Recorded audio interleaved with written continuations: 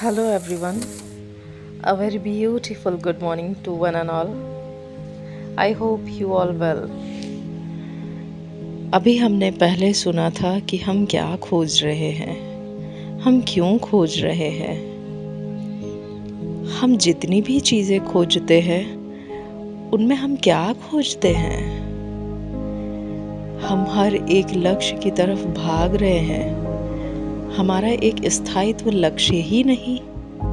आज हम जिस चीज़ को पा लेते हैं, कल हम दूसरी चीज़ के लिए भागते हैं।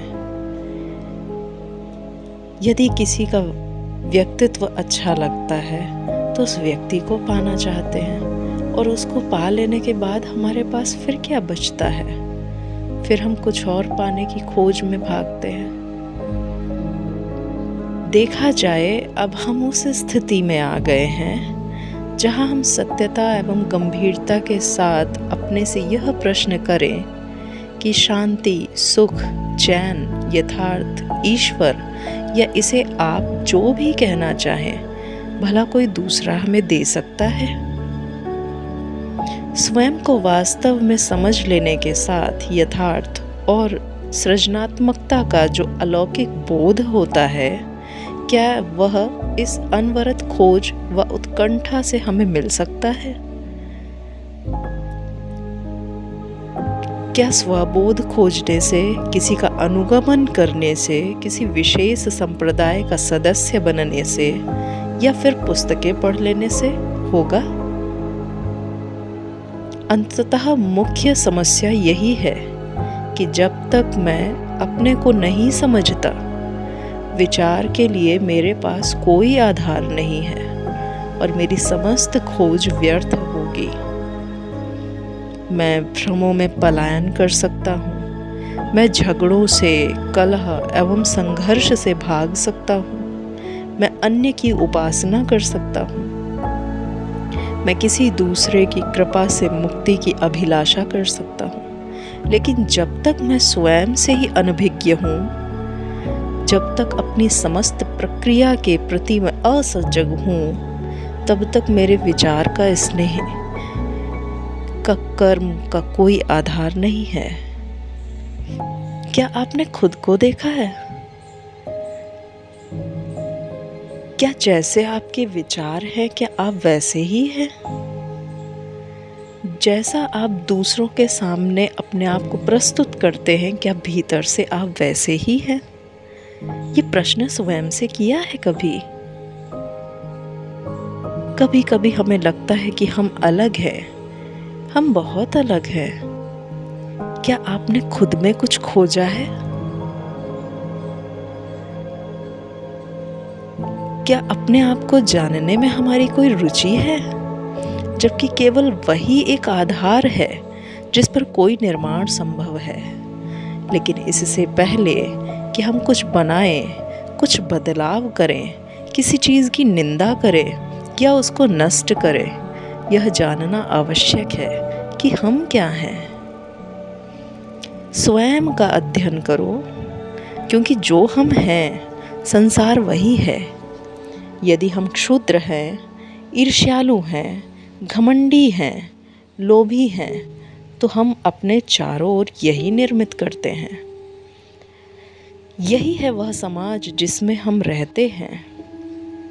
मुझे लगता है कि यथार्थ या ईश्वर की खोज शुरू करने से पहले, इस बारे में कुछ भी करने से पहले, दूसरों के साथ अपना संबंध, जो कि समाज है, बनाने से पहले हमें शुरुआत स्वयं को समझने से करनी होगी। स्वयं को समझना होगा।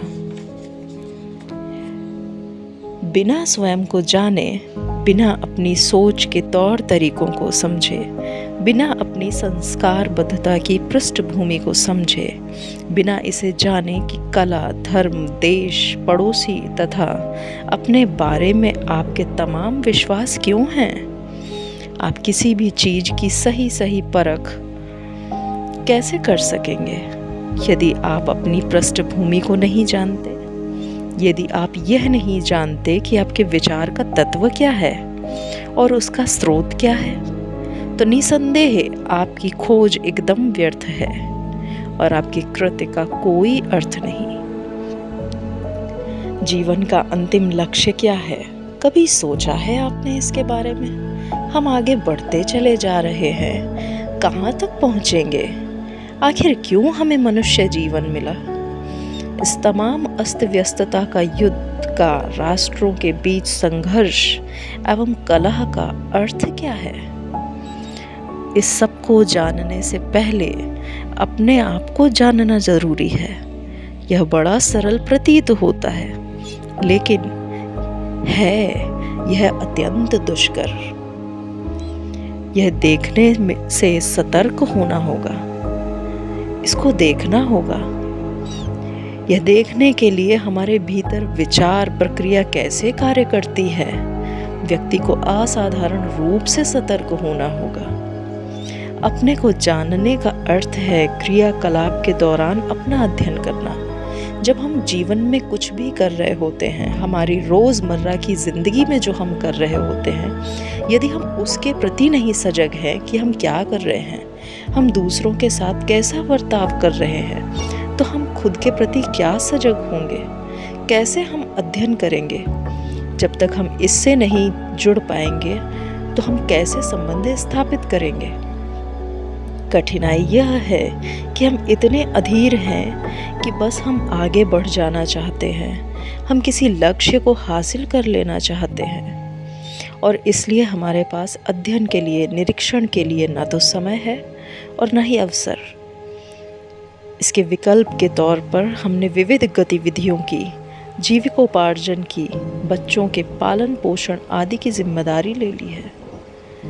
वास्तव में प्रक्रिया का दायित्व हमारे ही ऊपर है, किसी दूसरे के ऊपर नहीं। अधिकांश व्यक्ति अपने से पूर्णतः अनभिज्ञ हैं, अतः अपनी विचार प्रक्रिया, भावना और अपने कर्म को साफ साफ देख पाना हमारे लिए अत्यधिक कठिन हो गया है। जितना अधिक आप अपने को जानेंगे, उतनी ही अधिक स्पष्टता होगी। स्वबोध क्या है? स्वबोध स्वबोध एक अनंत सरिता है। जैसे जैसे व्यक्ति उसका अध्ययन करता है, जैसे जैसे उसमें प्रवेश करता जाता है, उसे शांति मिलती जाती है। जब मन ठहरा होता है स्व की समझ के द्वारा, न कि किसी आरोपित अनुशासन के द्वारा, केवल तभी उस शांति में ही, उस मौन में ही यथार्थ अभिव्यक्त हो सकता है। केवल तभी आनंद संभव होता है, सृजनात्मक कर्म संभव होता है। और मुझे ऐसा महसूस होता है कि बिना इस बोध के, बिना इस अनुभव के, पुस्तकों को पढ़ना, वार्ताओं में शामिल होना, प्रचार करना बहुत ही बचकाना है, उसका कुछ मतलब नहीं है। दूसरी ओर यदि कोई व्यक्ति अपने आप को समझकर सृजनात्मक आनंद का या ऐसी अनुभूति का एहसास कर लेता है जो मन की उपज नहीं होती, तब शायद उसके नज़दीकी रिश्तों में और साथ ही साथ उस संसार में जिसमें हम रहते हैं, रूपांतरण फलित हो सकेगा। क्या आप अपने जीवन को रूपांतरित करना चाहते हैं? इस रूपांतरण की वजह को समझिए, अपने अंदर आए विचारों को समझिए, हम दूसरों के प्रति कैसा व्यवहार करते हैं उसको समझिए, सामने वाले की प्रतिक्रिया से हम किस तरह की उत्तर देते हैं इसको समझिए। आप स्वयं को समझिए, सिर्फ स्वयं को। Thank you very much guys. आप सुन रहे थे चिद्दू कृष्णमूर्ति को मेरी आवाज़ में। आपका दिन शुभ हो, आप स्वस्थ रहें, मस्त रहें।